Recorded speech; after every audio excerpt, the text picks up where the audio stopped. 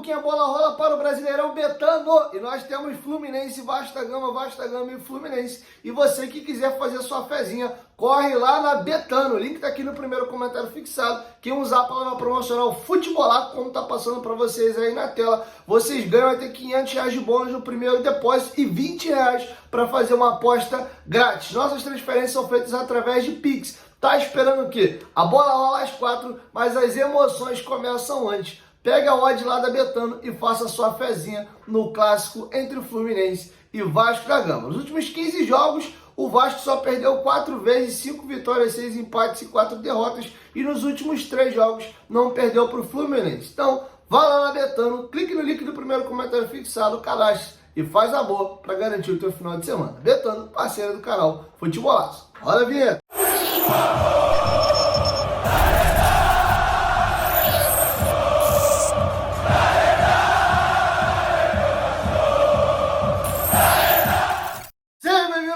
Futebolaço, eu sou o Dieguinho. Bom, galera, tá entrando no ar a nossa primeira edição deste sabadão, antes aí da bola rolar entre Vasco da Gama e Fluminense e Vasco da Gama no Maracanã às 4 da tarde. Então já chega, ó, deixando o dedo no like no começo do vídeo, que me ajuda bastante. Quem for novo no canal, por favor, já se inscreva, ative o sininho das notificações e, claro, sigam minha conta pessoal no Instagram. Beleza? Vamos começar o vídeo com uma notícia muito boa. Falei dele no decorrer da semana aqui. O goleiro Felipe Gabriel renovou o seu contrato com o Vasco até dezembro de 2027. Ele que hoje é considerado uma das maiores promessas da base do Vasco, assinou o contrato com o Vasco até 2027. Vamos aqui a forma como o Vasco fez o anúncio em seu site oficial. Valorizando mais uma das joias do clube, o Departamento de Futebol de Base acertou a renovação do contrato profissional do goleiro Felipe Gabriel, da equipe sub-20, com passagens pela Seleção Brasileira de Base. Felipe Gabriel chegou ao Vasco em 2017 e conquistou títulos importantes nas categorias que atuou, além de ser campeão sul-americano em 2023 e de ter participado da Copa do Mundo Sub-17 no mesmo ano. Com o contrato até dezembro de 2027, o goleiro vascaíno falou sobre o sentimento de renovar com os Gigantes da Colina, aspas aqui para o mesmo. Eu e minha família estamos muito felizes. É uma honra e uma felicidade enorme renovar o contrato com este clube, que é a minha segunda casa. O Vasco me forma como atleta e como homem, e com as melhorias do clube tem me dado tudo o que eu preciso para evoluir e conquistar os meus sonhos. E o gerente da base do Vasco, Rodrigo Dias, disse o seguinte: estamos muito felizes com a renovação do Felipe Gabriel, pois acreditamos em uma contínua evolução desde sua chegada no clube. Ele é um atleta com histórico de anos de formação dentro do Vasco e com o costume de representar o nosso clube na Seleção Brasileira de Base.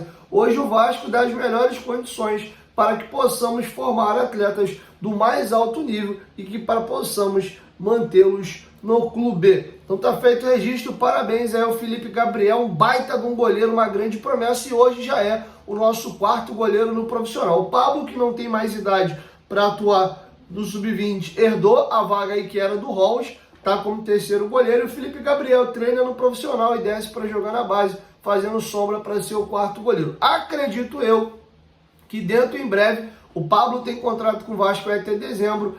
Imagina o Felipe Gabriel virando o terceiro goleiro, quem sabe até mais uns anos para frente já sendo o segundo, já que o Kehler pertence ao Inter e está emprestado. Beleza? Vamos virar a chave agora e vamos falar do clássico de logo mais, Vasco da Gama e Fluminense. De novo, peço desculpas e faço a correção. De novo, a gente na hora tá para gravar o vídeo, tá com 1001 informações aqui na cabeça, concentrado. Acabei de novo ontem cometendo uma gafe, uma coisa ridícula. Óbvio que o clássico dos milhões é Flamengo e Vasco. E aí na hora ali, falando ali do clássico entre Vasco e Fluminense, eu falei que era o clássico dos milhões. Falei besteira, tá? Peço perdão aqui. Acontece, tá? Desculpa aí. Mas falando do clássico entre Fluminense e Vasco, que vai acontecer daqui a pouco às 4 da tarde, temos algumas situações para poder trazer para vocês. Primeira situação, o Vasco não divulgou até agora a lista de relacionados para a partida, mas uma situação que a gente vinha debatendo aqui no canal e dá para confirmar é que o Eric Marcos está na lista de relacionados. Como é que tu sabe, Dieguinho, se o Vasco não divulgou a lista? porque o próprio jogador publicou uns stories dele no Instagram, um vídeo de divulgação da partida que os atletas sempre fazem no seu Instagram. Então ele já está ali se confirmando para a partida, tá? Então um dos atacantes que vinha sido relacionado de beirada não vai ser relacionado para o jogo, tá? Quem será o jogador a deixar a lista de relacionados para essa partida, tá bom? Então tá feito o registro, Eric Marcos está relacionado. Vamos pegar aqui o histórico do confronto para a gente debater aqui algumas situações. Primeiro, que o Vasco não perde para o Fluminense há 3 jogos, 2 empates e 1 vitória. Empate no turno do Brasileiro do ano passado em 1-1, Pedro Raul abriu o placar, mas foi amassado depois e tomou um empate. No segundo turno, vitória por 4-2. E esse ano, pelo Campeonato Carioca, 0-0 num jogo com polêmicas de arbitragem que o Vasco foi melhor e merecia a vitória naquele dia. Então, 2 empates e 1 vitória. O segundo Campeonato Carioca, a página do Campeonato Carioca, eles fizeram um levantamento dos últimos 15 clássicos entre Fluminense e Vasco da Gama. O Vasco tem 5 vitórias, o Fluminense tem 4 vitórias e nós temos 6 empates. Então, nos últimos 15 jogos, o Vasco leva vantagem contra a equipe do Fluminense. Acredito eu que se você restringir isso para 10 jogos, o Fluminense deve ter vantagem. Porque antes desses 3 jogos agora, que o Vasco passou a estar sem perder para o Fluminense, o Vasco vinha num jejum incômodo de muitos jogos sem vencer o Fluminense. É bem verdade que com muitos empates no meio, mas mais ou menos entre 8 e 9 jogos sem vencer o Flu. E agora a situação se inverteu, né? O Vasco venceu um clássico e teve 2 empates no meio. Então os últimos 15 jogos dão esse recorte aí de 6 empates, 5 vitórias para o Vasco e 4 para o Fluminense. Ou seja, é um clássico equilibrado nos últimos anos, algo que não é comum na minha geração, tá? Se você tira inclusive esse período que o Fluminense passou aí a incomodar o Vasco e botar uma freguesia, você volta anteriormente a isso, o Fluminense passava de períodos em períodos, 2, 3, 4 anos sem vencer. O Vasco é o rival que o Vasco está mais acostumado a vencer na minha geração como torcedor, tá bom? No retrospecto geral da história do Vasco é o Botafogo, tá? E eu vou trazer para vocês aqui também números do Ramon Dias como treinador do Vasco em clássicos. Ramon está muito bem, ele disputou 6 clássicos desde que ele é treinador do Vasco, tendo 3 vitórias, 2 empates e uma única derrota. E aqui temos um tabu e também 2 vantagens para o Ramon Dias. O Ramon Dias nunca venceu o Flamengo, foram 2 clássicos, uma derrota por 1-0 no Brasileiro do ano passado, um gol no finalzinho, aquele chute do Gerson que desvia e mata ali o Léo Jardim, que acaba perdendo o jogo bem no finalzinho. E no Brasileiro, no Carioca desse ano, o jogo foi 1-1, né? 1-1, 0-0, me fugiu agora aqui. O Gabigol perde até um pênalti no final, o Léo Jardim faz a defesa. Acho que foi 0-0 ali, o Vasco fez um bom jogo, merecia até ter vencido. Colocou bola na trave, o Verratti perdeu 2. Na verdade, um ele ia fazendo um gol e o Fabrício Bruno salvou, e o outro ele perdeu um gol inacreditável ali, sem goleiro. Mas enfim, o Pirata estava com a costela fissurada, então tem todo o crédito com a gente, tá? Contra o Fluminense foram 2 jogos também, uma vitória e um empate. Contra o Botafogo, 2 jogos e 2 vitórias. 1-0, gol do Paulo Henrique em São Januário ano passado. E no Carioca desse ano, no Newton Santos, a vitória por 4-2. Beleza? Então tá feito aí o registro para vocês. Vamos aqui agora às prováveis escalações segundo o GE. O Fluminense, que vinha jogando desfalcado há vários jogos, agora vem praticamente completinho. Dos jogadores importantes aí, só quem tá de fora poupado é o Keno e o Renato Augusto, tá? O Marlon, zagueiro, tá com uma lesão no joelho, o Gabriel Pires também e o Lelê. Os 3 aí, que são jogadores que não são tão importantes assim no elenco, estão lesionados, tá? Só o Keno e o Renato Augusto aí poupados. O provável time do Fluminense é Fábio no gol, Samuel Xavier na lateral, Manuel e Felipe Melo na zaga. Na lateral esquerda, Marcelo, 2 volantes, André e Martinelli, e o Ganso com esse ponta de lança armando o time. E na frente, um tripé de atacantes com Marquinhos, tá muito bem esse moleque, tem sido uma revelação na temporada 2024. Na esquerda, o John Arias, e no comando do ataque, Germancano, tá? O provável time do Vasco, segundo apurou os companheiros do Globoesporte.com, o Maicon deve ser mantido na zaga, e do mais, o mesmo time que enfrentou o Red Bull Bragantino. Léo Jardim,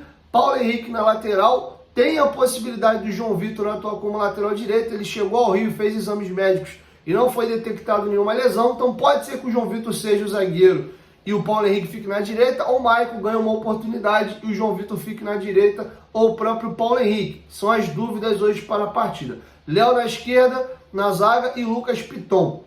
E aí o tripé de meio-campistas, Galdães e Matheus Carvalho, estão confirmados mais avançados. Existe a possibilidade do Hugo Moura estrear já como titular na vaga do Sforza, tá?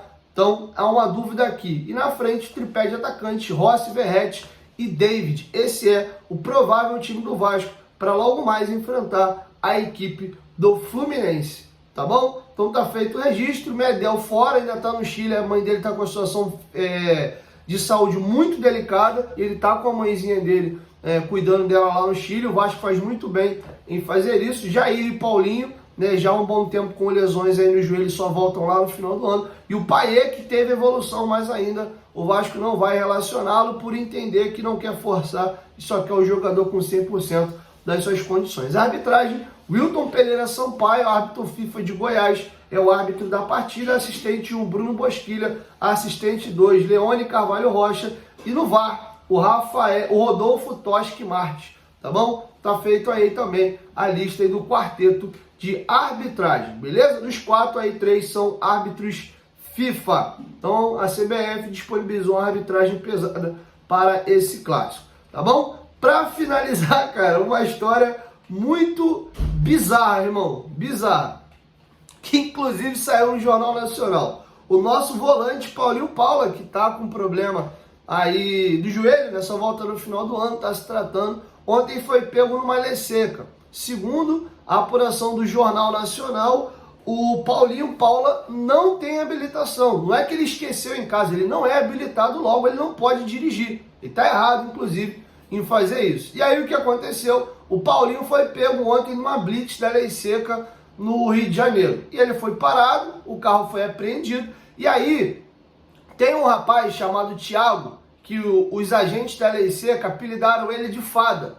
Ele sempre fica próximo aonde está acontecendo essas blitz de lei seca, oferecendo serviço a motoristas que acabam não tendo ali como dirigir porque não tem carteira. Ele recebe um dinheiro dessas pessoas para poder levar o carro até uma certa distância e de lá o proprietário meter o pé com o veículo. E esse rapaz chamado Thiago Almeida Bianchi de Matos, que inclusive foi preso, ontem eu vou explicar para vocês um pouco mais da situação. Ele tem o hábito de fazer isso. Inclusive, cara, a história é bizarra, tá? Ele já fez esse tipo de serviço mais de 815 vezes, tá? Ele ficava ali paradinho, aí ele vê que o motorista tá sem habilitação, ele se oferece para poder dirigir o carro até uma certa distância e a galera pagava ele. O Paulinho pagou 300 conto para ele, ele dirigiu o carro por mais ou menos 30 segundos, andou uns 500 metros, o Paulinho desceu do carro e ele também. O Paulinho fez um pix